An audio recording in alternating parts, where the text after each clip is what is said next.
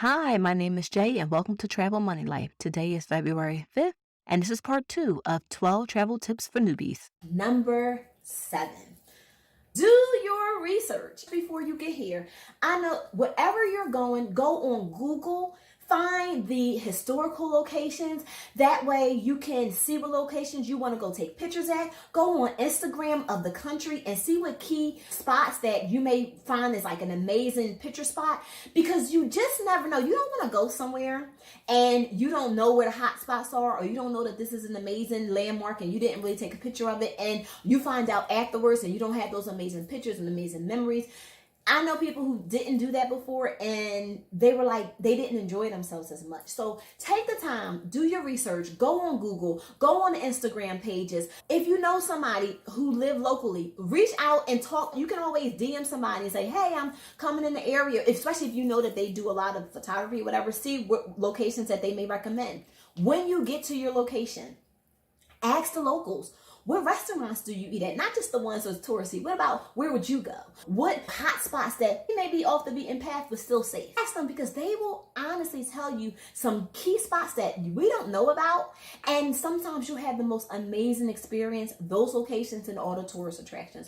So just go ahead, take the time, go for the local spots, check out some, Google the local restaurants, what's to do with excursions, so that you can keep yourself excited that way. You can know what you want to do, have an itinerary, and also can enjoy yourself while you're there. Number 8 is take small bills. When you're going on vacation, making sure you have small bills is key. When I go away, I always go to the bank first and get 20s, 10s, 5s, and 1s. More so on the 10s, 5s, and 1s. When you go out of country, you may have currency converters, so you might want to exchange your money.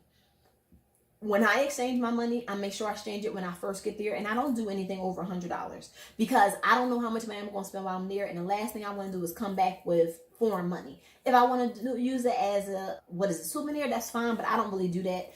So you don't want to have $50 worth of foreign money, and when you exchange it back, it's going to be a lot less. So if you're going to do the exchange, do it in the beginning.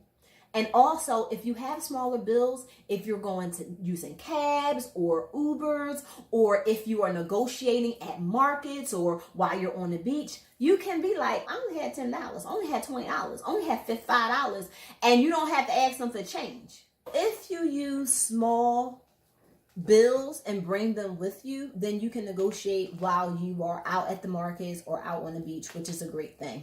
Now, also, a lot of countries do accept credit cards, so you can bring them with you. Just make sure that your credit card is accepted where you're going to go, so you can always call a credit card company if you're not 100% sure. And also, when you're at your hotel, make sure you use your safety deposit box to put your money in, your passport, because you don't want to take all your money out when you go. You want to have some place where you can lock it up, put your code in, and you know that it's safe. And every time before you leave, make sure you lock all of your valuables. I don't care if it's an iPad, if it's a camera, anything that you're not taking with you, make sure you lock it up. Number 9, make sure that you check into your flight 24 hours in advance. Airlines allow you to start checking in 24 hours before your flight, meaning that if your flight is 11 a.m. on Friday, you start checking in at 11 a.m. on Thursday. I highly recommend, if you didn't buy or reserve your seats, because every time you book your tickets, they're going to ask you, would you like to pay for an additional seat or specific type of seat? If you don't choose a seat, then those people who check in after the people who bought their seat is really first come, first serve basis. If you wait to check into the last minute or a couple hours before you are to go on your flight, you're literally going to be at the back of the plane. Most people would prefer to be in the middle or the beginning part of the plane, but it just depends on your preference. But if you can check in, if it's 11 o'clock, at 11 o'clock, 11:10, even if you do 1 o'clock, you still have a better chance of being able to them to assign you a better seat than if you wait till the last minute or when you get to the airport. Then you really just will probably be in the last row. Number 10, make sure you are in your flight gate area at least 45 minutes before takeoff. I know a lot of us like to go eat and we like to go socialize or go to the stores, but in my experience, you should be there at least 45 minutes. Go eat, either get there early or take your food back. The reason is because I've had situations where a flight was canceled or postponed and I was eating and I didn't know, and everybody else who was there before us was able to get on the flight either later on that day or the next day. And in that situation, I wound up being able to get on a flight 2 days later. It was ridiculous. But you just never know. Or airlines are allowed to leave early. So the last thing you want is to be getting something to eat, sitting down thinking that, oh, I have an hour or 45 minutes or half an hour, and everybody else is checked in. As long as they have approval from air traffic control and everybody checked in, they can leave early. And if you're not there, they're going to call your name.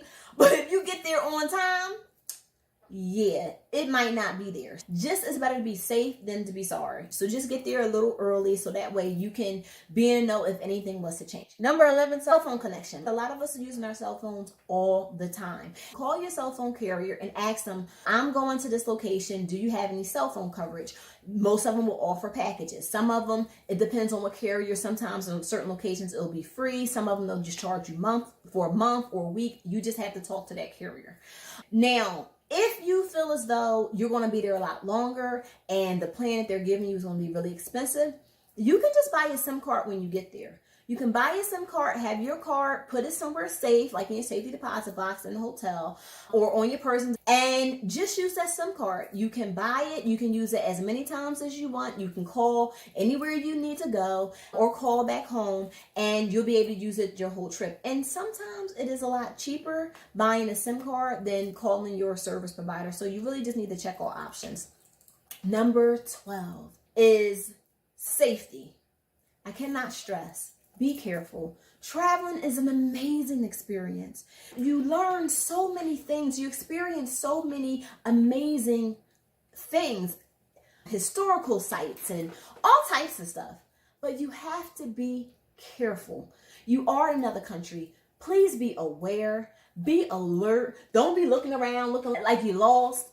Go, if you really don't know where you at, go into a store, go somewhere in a building, look at your phone, get your locations on your map together, and then look up and go back out to where you need to go, or ask somebody in the store, oh, I'm turning around, where could I go here? But you don't want to look like a tourist.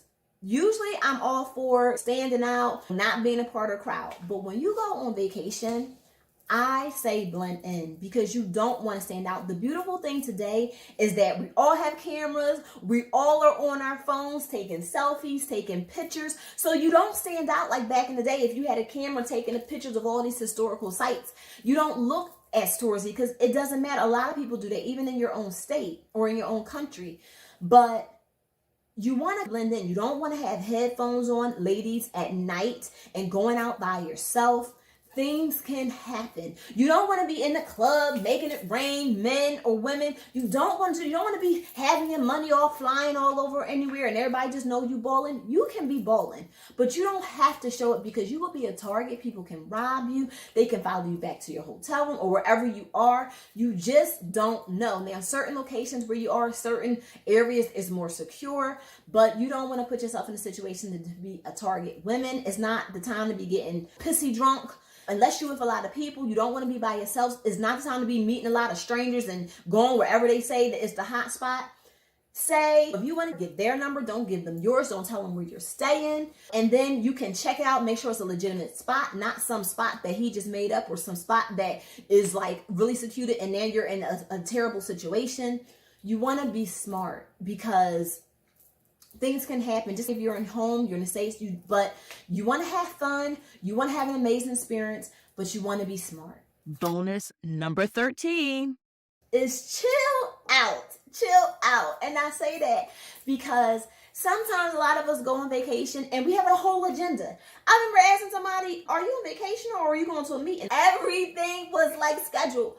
Have fun. Chill out. Go with the flow. Have an agenda of what you want. I say have at least 2 historical sites picked out, 2 restaurants, local restaurants, so you can eat the food. I would say have 2 adventurous things to do, zip lining or whatever it is that you want to do, ATVing. I hope that you have enjoyed this, has helped you in some way. Question of the day: what is your top travel tip? And please put it in a comment below. I will make sure I link all of the sites that I mentioned regarding the travel discount discounts as well as my exclusive travel club membership. If you want to become part of family, I know you'll love it because I know I do. And thank you so much for watching. And as always, laugh, love, live life to the fullest.